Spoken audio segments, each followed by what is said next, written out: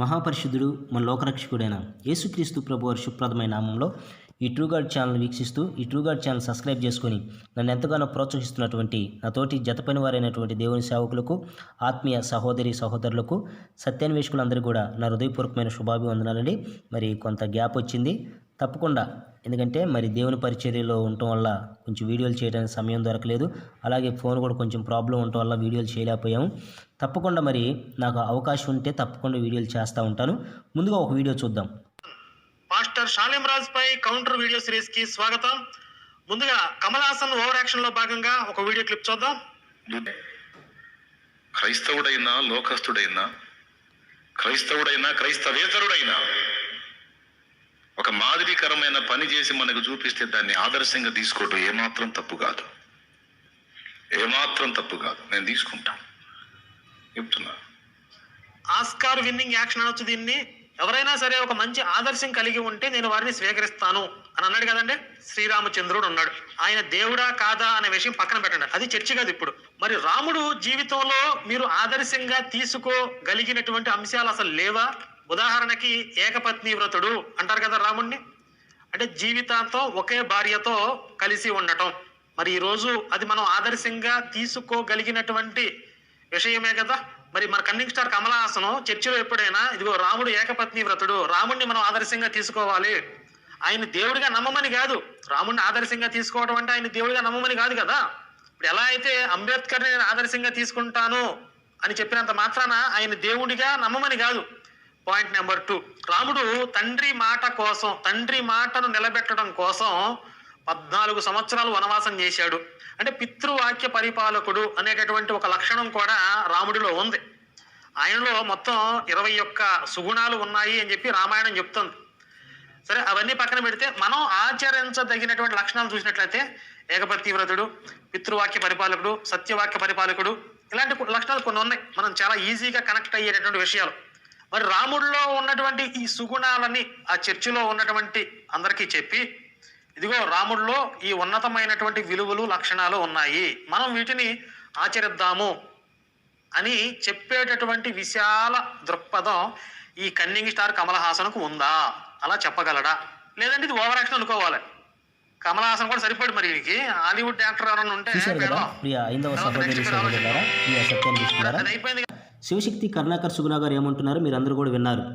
దైవజనులు షాలేం రాజ్ అన్నయ్య గారిని దూషిస్తూ, వ్యంగ్యంగా మాట్లాడుతూ, హేళనగా మాట్లాడుతూ, కన్నింగ్ స్టార్ కమల్ హాసన్ అంటూ మీ చర్చిల్లో మా రాముడి గురించి బోధించండి అని చెప్పేసి మరి కరుణాకర్ సుగుణ గారు అంటున్నారు కనుక, ఏమని కరుణాకర్ సుగుణ గారు, మరి మీరు ఎలాగైతే మా చర్చిల్లో మీ రాముడి గురించి బోధించమని చెబుతున్నారో, అలాగే మీ యొక్క స్వామీజీలు, పీఠాధిపతులు, పూజారి గారు వాళ్ళు, అలాగే ఇంకెవరైతే మీ ధర్మంలో పెద్దలైనటువంటి వాళ్ళు ఉన్నారో వారందరి చేత కూడా ఈ మాట చెప్పించండి.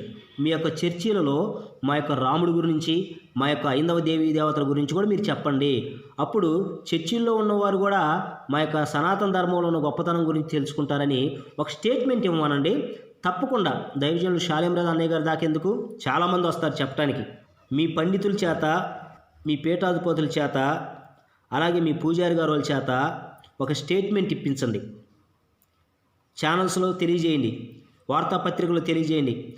ఇక నుంచి క్రైస్తవ చర్చిల్లో మా యొక్క ఐందవ దేవీ దేవతల గురించి కూడా చెప్పండి, వారు కూడా సత్యాన్ని తెలుసుకుంటారు అని చెప్పమంటే తప్పకుండా చెప్తాం. కనుక ఈ వీడియోలో నేనేం తెలియజేయాలనుకున్నానంటే, రాముడి గారి గురించి చెప్పమంటున్నారు కనుక మరి రాముడి గారి గురించి కరుణాకర్ గారు కొన్ని విషయాలు చెప్పారు. రాముడు గారు అలాంటి వాడు, ఏకపత్ని వ్రతుడు ఇలాగానని. అయితే ఇప్పటి వరకు ఏ పూజారులైనా, ఏ స్వామీజీలైనా, ఏ బాబాలైనా, ఏ పీఠాధిపతులైనా రాముణ్ణి ఋషులు మోహించి రాముడితో కోరిక తీర్చుకోవాలనుకున్నారనే విషయాన్ని చెప్పారా? కరుణాకర్ సుగుణ గారు, సినిమా క్లిప్పింగ్లు మీకు మాత్రమే కాదు మాకు వచ్చి పెట్టడం. మీకు స్క్రీన్ మీద పెడుతున్నా చూడండి.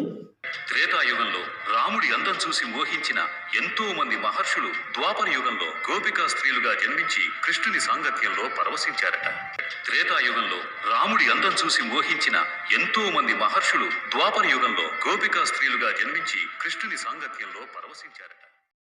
చూశారు కదా ప్రియ ఐందవ సహోదరి సహోదరులారా, ఏ పూజారి గారులైనా, ఏ స్వామీజీలైనా, ఏ పీఠాధిపతులైనా ఎప్పుడైనా ఐందవ గుళ్ళుల్లో హైందవ దేవాలయాలలో మన రాముణ్ణి ఋషులు మోహించారు, మన రాముడితో ఋషులు కోరికలు తీర్చుకోవాలనుకున్నారు అని చెప్పారా.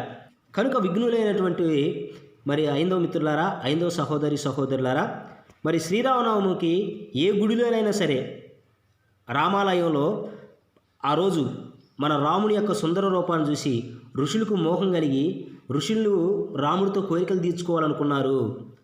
ఎలా తీర్చుకున్నారో తెలుసా?